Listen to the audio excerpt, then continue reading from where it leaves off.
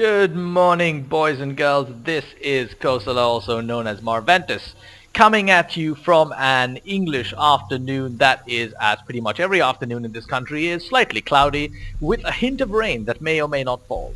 Right, in the meantime, here in the world of Starcraft, this is another one of my first-person games. It's a Zerg versus Terran match, and in the top middle, there is myself as the blue Zerg. Is that a blue? I'm going to go with the blue there. Blue Zerg. And in the bottom middle, as the red Terran, we have Mr. Yazman. Mr. Yazman. And as you may have noticed from hanging out in this channel, these broadcasts are about Bronze League matches as I go up them. I hopefully up them. I seem to be going up and down a little bit because I don't play frequently enough. But I certainly am winning a hell of a lot more often, and my win-loss streak is now approaching 50-50, thank goodness. So here we are in this game, and I actually can't for the life of me remember what happens in this game, so we're going to sort of wing it as we go along and see what happens. Now I'm going to go with my normal build, or no I'm not, or am I? I've got 11 of 10 drones out, and that's because I did the extractor trick and plopped out an extra drone, and I am now producing an overlord. So let's get that production tab up so we can see what the hell's going on. I've got an overlord coming up because I do not wish to be supply blocked. And my Terran opponent is building his first barracks. In the meantime, my overlord is scouting. I went over here just to do check, see if it's on the nearby base, because if it isn't the nearby base location, I like to plop out a Nidus network out there early and do some early harassment. But at the 10 gas or 11 gas marker, I am getting my first gas and a spawning pool and droning up. In the meantime, second supply depot going down for our Terran Yazman, who is currently without gas and probably doesn't need any gas because he'll begin by tossing out a few Marines, as I'm sure they all Terrans generally do. Now my first gas is up, and apparently I'm in no particular hurry to mine it because it's just up and nothing's being done there. Let's see how long it takes me to figure that out. Ah yes, here we have a scouting SCV coming to pop by. And he sees my what he would expect really out of seeing a Zerg opponent. He sees the first gas, he sees the spawning pool, or actually did he see the spawning pool? Let's take a look at Yazman's view here. He did see the spawning pool, so he knows that things are as indeed they should be. So far nothing strange. I'm popping out a few Zerglings and a queen, as indeed I generally do at this point, and I am now supply blocked, so hopefully I will have an overload out fairly soon too. Let's go back to everyone view. Now we have his SCV hanging out over here, planning some sort of subterfuge, I am sure. Alright, what is this? Green? No, it's not green. That's actually the gas. And let's see what is this SCV doing? Oh yes, I remember. I think he plops down a factory here, and it took me a little while to figure this one out, and I actually discovered it by accident. Thank goodness. Scouting is the way to go. Now my drone has gone scouting down here and has just realized that this is where the base location is. Sees the wall off. And at this point, I'm wondering, what shall I do about this? What shall I do about this? Now, there are two things that I tend to do in this situation, or two potential alternatives. One thing is to stick up an early Nidus network and go harass. Second thing is to tech up quickly to Mutalisks, because once this wall is in place, I mean, really, I need to break this down in order to do something intelligent, which means I'll need roaches, and I'll need to go down there, I'll need to poke at it, and so on and so forth. It can be a bit of a chore.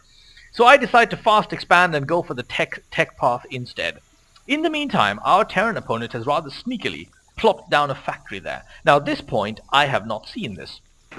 And I'm producing my early stage of Zerglings, and what I generally do with Zerglings is I plop a couple down here at the Zelnaga towers, and then I take a few and I start patrolling across the map, just to make sure I'm not being surprised by peculiar things. Now I haven't started to do that yet. But in the meantime, however, I've got a metabolic boost on its way out, and my second hatchery about to be about 50% done. My droning has gotten much better, as you can see. Right, I'm almost fully droned up here in my main base, and here the factory's just gotten done, and he's plopping down a reactor on that as well. And I do not spy the SCV at all doing any of this stuff, and I really need to get better at keeping an eye on my corners, which once again I don't seem to be really doing here. Now the SCV comes for a little foray in here, gets nuked down by Zerglings, as indeed he should, and sees absolutely nothing except for the second hatchery. So he knows that I am fast expanding. Probably comes as no particular surprise to him whatsoever. So what does he respond with? He's getting out his engineering bay, and he's put his reactor on that factory is about to be done. I'm getting out my queen on the second base, which is almost always the first thing I do when I get a second base. Right, and then I'm getting my evolution chamber as well, whilst simultaneously taking up to a lair. Mineral count looking decent. I'm actually a little bit far ahead there and really should start producing some units at some point soon. And we have Hellions on the way from our Terran opponent. Now let's see how I choose to deal with this. Alright, along with that we have a few Marines coming in. Now keep in mind at this point I've got absolutely no idea any of this is going on because I haven't actually scouted this factory. And when I popped in here all I saw was a barracks and simply assumed there's going to be more barracks. So I am currently unawares that any Hellions are coming my way. So now the first two start to roll out. I'm extending my creep and I'm getting my second gas up. In the meantime, enter the Hellions. Now this is the first time I see that they're there. My Zerglings and Queen go to poke around a little bit and they back off. And I get a Spire instantly on top of this because of course the easiest count to the Hellions is basically one Mutalisk. So now it's all about keeping these armies at bay while I get these Mutalisks out. That's what this is going to be about. So now the Zergling defense. Let's see if the Zerglings and Queen manage to hold their own. We are now at minute marker 8 and getting harassed seriously for the first time. So my first batch of Zerglings go down. I now only have my Queen up, or my two Queens up. They make short work of this. On the way here, and then we've got nothing up here to defend. So I start moving my drones out, and hopefully the Hellion will follow, and indeed he does. Oh, one drone didn't actually manage to get caught in that. It's rather unfortunate. And now the Zerglings pop out and finish him off. So far so good. I moved these drones onto the secondary locations that didn't waste any time in their mining efforts, and two spine crawlers going up instantly. Now, the Marines coming in to join in. Now, for some odd reason I didn't have enough energy to transfuse here, so unfortunately that failed. This spine crawler goes down. Now we're in a spot of trouble. Right, we've got a few Hellions, and we've got a few Marines nuking down my Queen, and my drones are about to come next. But my Zerglings come in from the flank and take down that Hellion. Right, and one Marine as well, two Marines. Excellent, great work by the Zerglings. Now, the drones need to get out of there. The spine crawler is just about to get sorted, so I'm moving the drones back to my primary location over here, and I got a bunch of Zerglings hanging out here to defend in case the Marines come out. And here we go, more Zerglings popping out to cover the two Hellions coming out. Now, if you look at this, I'm basically defending these early rushes with just very, very cheap Zerglings, and he's losing some reasonably expensive Hellions in the process. So let's take a look at the income tab. I am considerably ahead due to my second base, and if we take a look at the units lost tab, you'll find that he has lost vastly more units than I have, but our resource loss is pretty much the same. So, let's take a look back again at production. What's going on now? I have a Queen coming out to replace the one that I lost. My first spine crawler is up and running there. So now we're starting to get some decent defense here at the expansion. So if I get a second spine crawler up here and put a Queen in the way in this small path heading to my base, I should be good to go. Now in the meantime, a second factory coming out for the Terran opponent, and also a Marine on the way. And at this point I still haven't scouted that. Now I'm getting a couple of upgrades here because I know that my Mutalisks are on the way out, so I'm going to get a Mutalisk upgrade as well to make them slightly more effective. Or actually my Spire's up. Now why aren't I making Mutalisks? That is the question. I've got the gas, I've got the minerals, I must have been dwelling on something here. Yeah, probably busy microing away defending my base is what's going on here. So that's a little bad macro work there. I should have actually put my Mutalisks into play a good minute or so ago. And still haven't done that. In the meantime, our Terran opponent has gotten his second gas up as well. So now he's mining off two gases, his saturation is looking relatively decent, and another attack coming in with a bunch of Hellions, and they're still the red flame Hellions, so not upgraded yet. Zergling is doing some good work there, and now my first three Mutalisks are on the way. Again, a Queen going down. I got a bit of an expensive... Oh, the Queen managed to save herself, thank goodness. I was going to say I had a bit of an expensive run with Queens here, and I did, because I've already lost two Queens, really. Right, and more Zerglings being fried, but if you look at the health on these Hellions, they're actually doing really badly and getting completely nuked. Now over here we have some Mutalisks coming out at last, and that is the end of the Hellion harassment.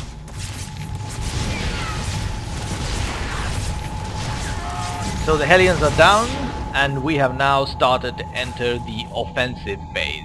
Our defense is now well in hand because with the Mutalisks running around, Hellions have absolutely no chance. There are too few Marines to be a big problem, and I've got even more Mutas coming out. Plus, my missile attacks level 1 is about to finish. All of this now keeping itself in reasonably good timing. So what happened in all of this is that we managed to get the second expansion up. We kept our mineral and resource count at a decent level, and we are now starting to saturate the second base as well. Right, so defenses held their own. The goal was to keep this expansion alive. It happened, and we are now ready to go on the offensive. Finally, the Mutalisks have discovered the factory and are taking it down. I was going to do a fly through over here and come behind the base, but in the meantime discovered this on the way there. So now this factory is going down. And he's got absolutely nothing to protect us with, because all he has is a few Marines and a bunch of Hellions, and that is not going to be enough to take down this many Mutalisks. So that factory is doomed. In the meantime, he's responding with a Viking, a couple of Marines, and I'm getting a ground carapace upgrade, because I need to buff this up with some ground units at some point. So far you'll notice no Roach Warren. I've basically been attacking with Lings and Mutalisks, which is not a bad early game setup, really. Right, now that that's done with, the Mutalisks go down to begin their harassment. First step, taking a little poke around here and seeing there's actually a base up, which as it turns out, there wasn't. So from there, I just proceed onwards into the main base area and see what I can do in the way of harassment. Now thankfully, he only has one turret up. Turrets are actually quite nasty and do quite a bit of damage to Mutalisks, so I decided to start off by trying to take that down, because right now there's nothing else but these turrets to defend against any aerial attacks. So he actually managed to take down 2 of my Mutalisks before I bring this turret down, and now the Marines come to help out. A third Mutalisk about to die. And he's got a couple of Vikings coming out as well. So I back off for a little bit, and he's busily rebuilding the turrets. So one can wonder if this was actually particularly useful. It wasn't. I didn't actually manage to do enough mineral line harassment.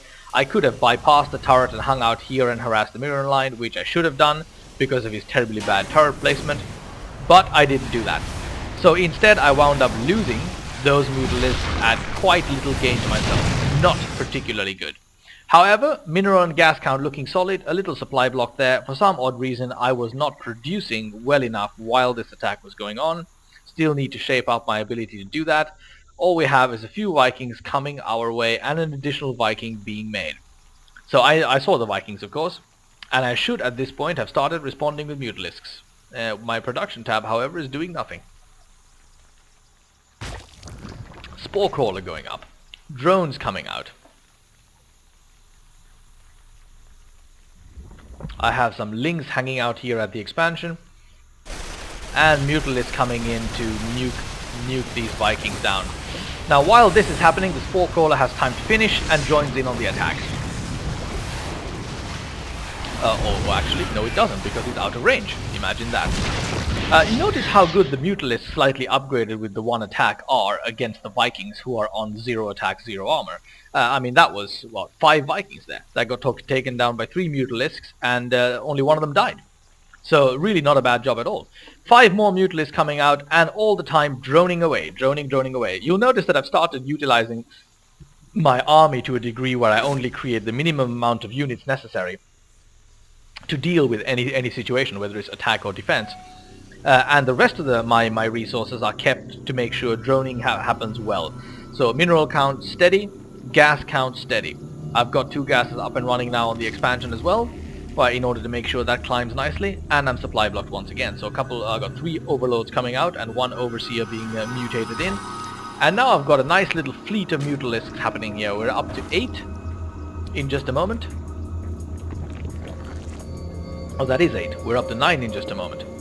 And the attack level 1 coming out as well. So, fun and games. Let's see how this goes. Didn't I have the attack level 1 before? Or what did I get before? Possible I got entirely the wrong upgrade. Ah, I actually accidentally got the missile attack level 1 totally useless the first time around. What a noodle cake. Right, anyway, roach worn out, so that's where the missile attacks will come in quite useful, but I actually got that completed the wrong time. There you go. Now in the meantime here, my Zergling is going to own the map here.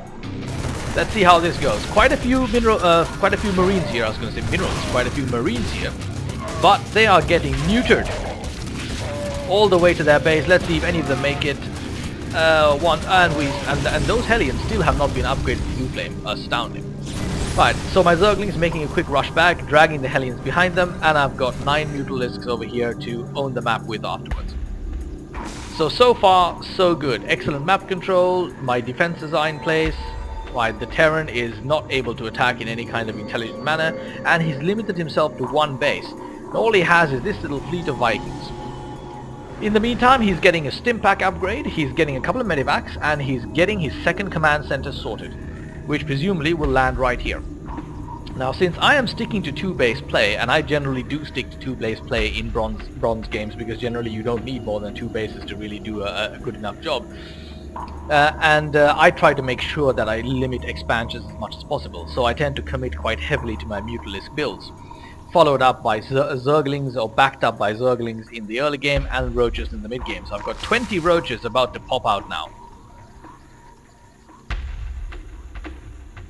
And my missile attacks level 1 is, or rather flyer attacks level 1 just got done. 20 roaches popped up. Now it's all about having some fun with this. Because once it gets to this point, we're hitting the 20-minute marker. At this point, I try to more or less win the game now, because I've got the economy I need. I've kept the Terran constantly harassed. His armies have dwindled. It's time to actually build a force and go out and own this. So in order to do this, a couple of upgrades still happening. A Nidus network coming out, because I was thinking over here to stick a Nidus worm down here and go harass his mineral line, because it's just sitting there. And I have one Mutalisk giving me sight. So that's what the wait here is for. I'm hanging out with my armies here waiting for the Nidus network to be done. Where is it coming up? Right here. It's about to be finished any second now. I'm going to load that up with Zerglings, and then we'll see what we can do. Now we've got, the Infernal Pre-Igniter is finally being researched for the Terran. A little bit too late for him. I've got Missile Attacks level 2 coming up as well, and Ground Carapace or Flyer Carapace level 1 about to be concluded. Now, the Nidus network is done. I think I go with these Zerglings into there and pop them out over here. And let's see what kind of funny havoc we can create with this.